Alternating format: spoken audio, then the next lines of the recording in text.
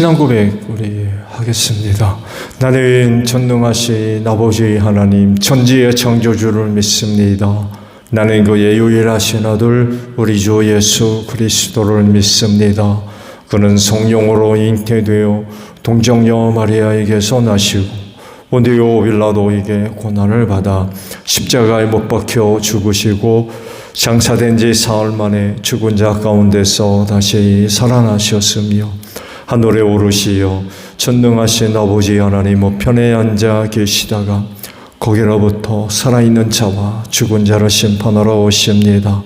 나는 성령을 믿으며 거룩한 공교회와 성도의 교제와 죄를 용서받는 것과 몸의 부활과 영생을 믿습니다. 아멘. 312장 부르시고 또 말씀을 보죠.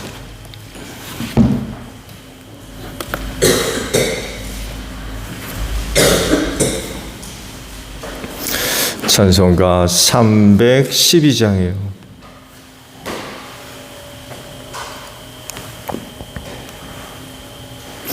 너 하나님께 이끌리어 일평생 주만 바라면 너 어려울 때 주시고 언제나 지켜주시리. 주 크신 사랑 믿는 자 그 반석 위에 서리라. 너 설레는 맘 가다듬고 희망 중 기다리면서 그 은혜로우신 주의 뜻과 사랑에 만족하여라. 우리를 불러주신 주 마음에 소원하신다. 주 찬양하고 기도하며 내 본분임 써다하라. 주 약속하신 모든 은혜 내게서 이루어지리라. 참되고 긍지하는 자 주께서 기억하시리. 아멘. 자, 우리 말씀을 보죠. 고린도전서 7장 17절에서 24절까지 말씀을 봅니다. 고린도전서 7장 17절에서 24절에요. 각 사람은 주님께서 나누어 주신 분수 그대로 하나님께서 부으신 처지 그대로 살아가십시오. 이것이 내가 모든 교회에서 명하는 지시입니다. 할례를 받은 몸으로 부르심을 받은 사람은 굳이 그 할례를 받은 흔적을 지우려고 하지 마십시오. 할례를 받지 아니한 처지에서 부름을 받은 사람은 굳이 할례를 받으려고 하지 마십시오. 할례를 받은 것이나 안 받은 것이나 그것은 문제가 아니고 하나님의 계명을 지키는 것이 중요합니다. 각 사람은 부르심을 받은 그때의 처지에 그대로 머물러 있으십시오. 노예일 때 부르심을 받았습니까? 그런 것에 마음 쓰지 마십시오. 그러나 자유로운 몸이 될 수 있는 기회가 있으면 어떻게 해서든지 그것을 이용하십시오. 주님 안에서 노예로서 부르심을 받은 사람은 주님께 속한 자유인입니다. 그와 같이 자유인으로서 부르심을 받은 사람은 그리스도의 노예입니다. 여러분은 하나님께서 값을 치르고 사신 사람입니다. 그러므로 사람의 노예가 되지 마십시오. 형제 자매 여러분, 각각 부르심을 받은 그때의 처지에 그대로 있으면서 하나님과 함께 살아가십시오. 아멘. 오늘 아침에는요, 17절의 말씀을 보려고 합니다. 각 사람은 주님께서 나누어 주신 분수 그대로, 하나님께서 부르신 처지 그대로 살아가십시오. 이것이 내가 모든 교회에서 명하는 것입니다. 라는 말씀입니다. 왜 이렇게 살아야 될까요? 나누어 주신 분수 그대로, 또 부르신 처지 그대로 살아라. 왜 그럴까요? 이걸 이렇게도 볼 수가 있을 것 같은데, 다른 것이 아니라 하나님의 손 아래에서의 겸손한 삶의 모습이 아닌가, 그런 그 묵상을 해봅니다. 모든 것에 도가 지나치가 되면 문제가 됩니다. 모든 것에 도가 지나치다는 얘기는 뭐예요? 욕심을 부린다는 얘기예요. 욕심에 대한 성경 말씀이 뭐예요? 욕심을 부리면 죄가 잉태하고 그 죄가 자라면 사망에 이른다는 그런 그 말씀이 있습니다. 모든 세대와 과거나 지금이나 미래의 모든 세대와 그 세대 안에 살고 있는 그 모든 사람에 대한 하나님의 위대한 계획, 뜻이 다 세워져 있는 줄로 믿습니다. 어느 누구 안에 하나님의 뜻밖에 있는 게 있어요? 그건 있을 수 없습니다. 그 모든 것들을 이루어 가시고 이끄시며 성취해 가십니다. 여기서 벗어날 수 없어요. 그래서 중요한 건 이런 하나님께 순종하는 삶을 살아야 된다는 거죠. 그리고 결국 이런 삶의 모습은 하나님의 손 아래에서의 겸손한 그런 그 삶이라는 것입니다. 욕심을 부리면, 도에 지나치면 탈이 나게 돼 있어요. 그러면 주님이 나누어 주신 분수대로 사는 것이 뭘까요? 이건 꼭 각 사람에게 나누어 주신 은혜이고 또 은사이며 재능이고 또 능력이며 때로는 성격이라고 할 수 있어요. 이런 것을 갖고 하나님이 바라시고 원하는 그런 그 삶으로 드려지는, 그래서 쓰임받는 이런 그 모습들이 있어서야 될 것 같아요. 하나님이 여러분에게 나누어 주신 것들이 뭐가 있나요? 그거 잘 사용되고 있나요? 하나님께 드려져서 하나님의 뜻을 이루는데 사용되고 있습니까?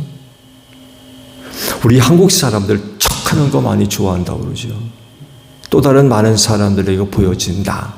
이거 굉장히 중요하게 체면 문화라고도 하는데 굉장히 강하다고 그러죠. 좋은 예로 그런 얘기도 아마 들어보셨을 거예요. 차는 큰데 엔진은 소형차. 무슨 얘기인지 아시죠? 차 크기에 맞게 엔진도 커야 되는데 외모양 차는 큰데 그 차를 굴러가는 엔진은 소형차라는 거예요. 또 다른 보여지는 또 다른 나에 대한 이런 것들을 참 중요하게 여긴다는 거죠. 대표적인 그런 그 모습들이 바로 이런 것 같아요.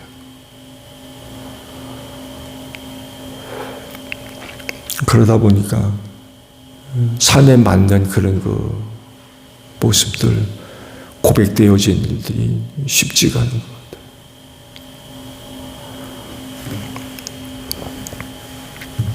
오늘도 하나님께서 여러분에게 나누어 주신 것, 하나님의 영광을 위해서, 또 하나님의 뜻을 위해서 드려지고 또 잘 사용되어지는 여러분들이 되시기를 바랍니다. 네. 분수에 맞아야 돼요. 또 하나 말씀하시죠. 하나님이 부르신 대로 생활을 해야 된다라고 말씀을 하고 있죠.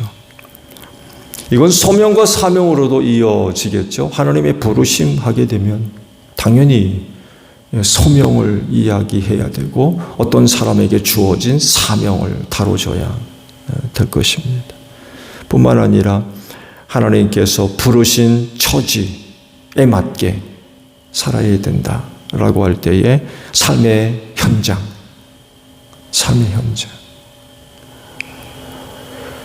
이런 것들을 의미할 수 있죠. 특별하게 부르신 사람들을 제외한 일반적인 그런 사람이라고 하면 하나님의 부르심에 응답할 때에 균형 잡힌 삶의 모습들을 절대로 잃어버리면 안 됩니다. 여기 특별한 사람들은 누구 계세요? 좋은 예로 아브라함 같은 경우를 들 수 있죠. 여러분, 우리 모두는 다 아브라함 같을 수 없습니다. 특별한 경우죠. 오늘날로 얘기하면 목회자를 또 좋은 예로 들 수 있죠. 특별한 사람들. 하나님의 소명을 받게 되면 삶의 방향이 달라져요. 헌신되어져 있기 때문에. 아브라함도 보세요. 살던 고향 떠나잖아요. 그를 선택해서 하나님의 위대하신 구원 계획을 일러주셨을 때 그는 결단하고 있는 삶의 자리 다 내려놓고 하나님께서 지시할 땅으로 갑니다. 가나안 땅이죠. 그 당시 이건 모험입니다. 모험. 그렇게 살 수가 없는 시대였어요. 이렇게 특별한 사람들을 제외한 일반적인 사람들의 삶의 모습들, 그 삶의 자리에서 하나님의 부름을 받았을 때에 그 삶의 균형을 잡아나가는 것 굉장히 중요하다고 할 수 있어요. 무기하거나 욕심을 부리거나 역시 도에 지나친 그런 그 생활들은 하나님이 결코 바라지 않으세요. 한쪽에 치우치게 되면 또 다른 한쪽이 무너지잖아요. 그로 인하여 일어나는 문제들, 혹은 가족 간의 갈등들, 이거 어떻게 할 겁니까? 당시 하나님의 부르심을 이야기할 때에 두 가지 문제를 다뤄요. 하나는 할례입니다. 할례 문제를 다뤄요. 또 다른 하나가 노예 문제입니다. 할례 문제를 다룬다는 이야기는 고린도 교회 안에 유대인과 이방 사람들 간의 관계, 묘한 그런 그 눈에 보이지 않는 갈등, 특히 유대인들이 선민의식이 강하잖아요. 그러다 보니까 할례 받았느냐 안 받았느냐는 유대인들에게 있어서는 굉장히 중요하거든요. 말씀드린 대로 안식일은 아무것도 못 하잖아요. 근데 할례가 닿으면 할례를 했습니다. 그럴 정도로 이 할례는 유대인들에게 굉장히 중요한 민족적인 거의 사명이다시피 했죠. 그러다 보니까 아주 묘한 그런 그 갈등이 있는 거예요. 또 하나 노예 문제. 이것도 굉장히 심각하죠. 여러분, 초대교회 내에는요, 다양한 사람들이 교회 안에 있었습니다. 이 말씀을 드리겠습니다만 해도 귀족, 자유인, 그리고 노예. 복잡합니다. 얽히고 설킨 문제들. 당연히 사람이기 때문에 개인적인 어떤 실리를 생각하지 않을 수가 없고 처해 있는 삶의 자리들이 완전히 다르잖아요.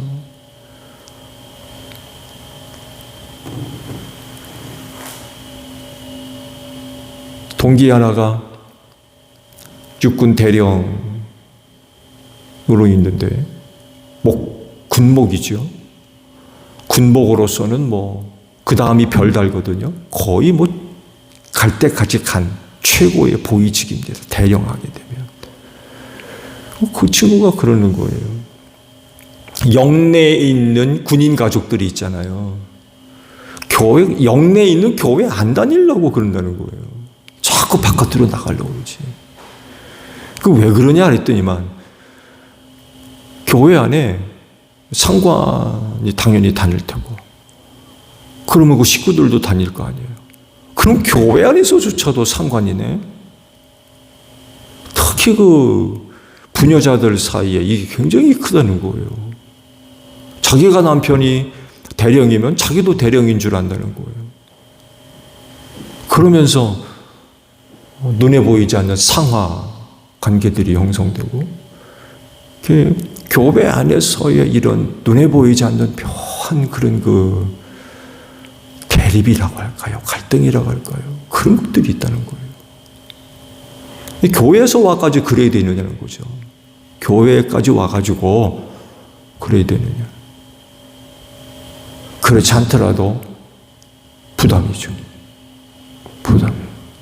그러다 보니까 영내에 있는 교회를 안 다니고 바깥으로 나가려고 그러나요? 초대교회 내 신분 문제. 아무것도 아닌 게 아니었던 거예요. 그래서 이 두 가지 문제를 사도 바울이 지금 다루고 있죠. 할례받은 상태에서 부름을 받았다고 하면 그거 지우려고 하지 말아라. 안 받은 상태에서 불렀으면 할례받으려고 하지 말아라. 중요한 건 뭐냐면 하나님을 섬기는 그 자체이지, 할례를 했냐 안 했냐 이게 자체가 중요한 게 아니다 라고 이야기를 하면서 부르심을 받은 그대로 생활해야 된다. 그거 그렇게 중요하게 생각할 것들이 아니라는 거예요. 이게 무슨 말씀인가 하면요, 유대 사회를 중심으로 해서 이 할례 문제를 다루게 되게 되면, 당시 그 유대 사회는요, 이전에 없었던 엄청난 이방 문화의 도전에 직면해 있었어요. 거부할 수 없는 민물과 같은 이방 문화가 들이닥치고 있었습니다. 헬라 문화입니다.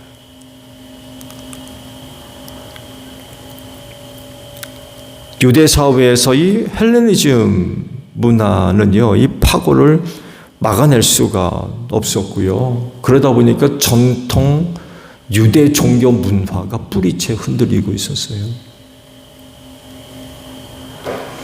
예수님 시대에는 말할 것도 없고요. 이 헬레니즘의 도전은 여기 정말 걷잡을 수 없는 그런 위기 가운데 놓여 있었습니다. 그중 나타난 게 뭐냐면 할례 복음수래요. 언젠가 말씀을 드렸죠. 할례 복음수. 할례 받은 게 부끄러운 거예요. 헬레니즘 문화 속에서는 남자들이 할례를 안 받았어요. 오히려 부끄럽게 여겼습니다. 그날 할례를 누가 받아요? 유대인이 받았어요. 헬레니즘 문화의 가장 강력한 그런 그 도구 중에 하나가 원형 경기장에서의 체육 활동이었습니다. 이게 유대에 들어왔을 때 엄청난 그런 그 인기라고 할까요? 영향을 받았습니다. 경기하는 사람들은 다 벌거벗고 한 거 아시죠? 인간의 그 육체 아름다움을 보여주기 위한 하나의 방법인지 모르겠습니다만 벌거벗고 운동했습니다. 경기장 안에 들어가는 사람은 마찬가지예요. 또 목욕 문화, 목욕탕이 있죠. 이것도 헬레니즘 문화가 들어온 것들입니다. 근데 거기 들어가려면 벌거벗고 들어가야 되는데 이 할례 받은 게 드러나는 거예요. 이게 창피한 거죠. 그래서 할례 복음술이 유행병처럼 번져갔던 거죠. 할례 복음술. 사도 바울이 바로 이걸 지금 이야기를 하고 있습니다. 고린도시에 살고 있는 유대인들은 더 말할 것도 없습니다. 유대 땅에서도 이런 일이 일어났는데 고린도시가 유대 지역이 아니잖아요. 로마가 통치하는 거대한 제2수도에 복음다는 그런 도시였는데 이런 곳에 세워진 교회는 말할 것도 없는 거예요. 유대원 그 땅에 사는 사람들도 이런 어려움이 있었는데 타지에서 생활하고 있는 유대인들은 뭐 더 말할 것도 없는 거예요. 더 말할 것도 없어요. 그 이방 문화 속에서 유대인으로 사는 것에 대한 부담감 혹은 거부감 이런 것들이 당연히 생길 수밖에 없고요. 그래서 나타났던 것이 할례 받은 것에 대한 부끄러움. 그래서 이걸 지우려고 했다는 거예요. 할례 보면서. 노예로 있을 때의 부르심에 관해서 말씀을 하고 있죠. 노예라고 하는 그 신분 자체에 대해서 그렇게 마음 쓰지 말아라 라고 말씀을 하세요. 자의에 의해서든 타의에 의해서든지 노예가 되는 일은 비참한 그런 그 현실에 직면할 수밖에 없습니다. 그렇지만 그렇게 된 처지에 관해서 너무 그렇게 마음 쓰지 말아라 라고 말씀을 하세요. 근데 자유인이 될 수 있는 기회가 되면 그것을 이용하라고 그래요. 그러니까 노예의 위치에서 벗어날 수 있는 기회가 된다면 그것을 이용해서 자유인이 될 수 있도록 해라. 그런 거 말씀도 더불어 하십니다. 왜냐하면 사람이 노예가 되면 안 되기 때문에 그래요. 그러잖아요. 사람이 노예가 되면 안 된다. 주님의 노예가 될 수 인정. 그러나 사람이 노예가 되서는 안 된다. 라고 말씀을 하세요. 당시 노예가 자유인이 될 수 있는 경우가 몇 가지가 있었다고 그러죠. 주인이 사망했을 때, 주인의 호의가 베풀어졌을 때, 또 자신에 대해서 노예로 팔려왔을 때 그 값을 지불하게 됐을 때 노예에서 풀려날 수가 있었고요. 또 하나는 국가적으로 큰 어떤 업적을 세웠을 때에 자유인으로서 풀려나는 이런 그 경우들이 있었다고 그래요. 어찌되었든 중요한 건 있는 자리에서 하나님을 섬기는 그 자체가 중요하다. 노예로 있을 때나 자유인으로 있을 때나 하나님을 섬기는 그 자체가 중요하다. 그렇지만 자유인이 된다면 되어라 라고 말씀을 하세요. 그렇게 되면 노예보다도 하나님을 섬기는 일에 훨씬 더 나을 수 있기 때문이겠죠. 분명히 노예는 한계가 있어요. 하나님을 섬기는 일에 제한받는 일들이 많이 있다는 거죠. 이걸 염두에 두고 말씀을 하신 것 같아요. 각 사람에게 나누어 주신 것 다 다르죠. 네, 다 달라요. 똑같을 수 없어요. 그래서 조화가 이루어지는 거죠. 부르실 때의 처지 다 똑같지 않습니다. 다 다릅니다. 중요한 건 이거예요. 그때 부르심을 받은 때죠. 그때 그리고 그곳에서 그리고 그것으로 하나님께 영광 돌리는, 하나님을 잘 섬기는 이런 그 자체가 중요하다는 것. 여러분에게는 하나님께서 뭘 나눠주셨나요? 여러분은 어느 때 부르심을 받으셨습니까?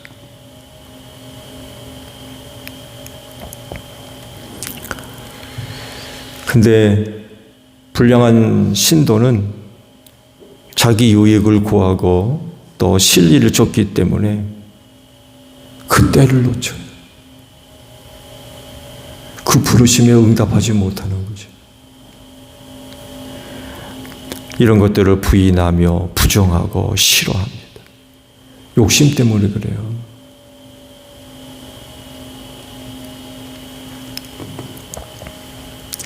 그래서 하나님의 손길 아래에서 겸손해야 됩니다.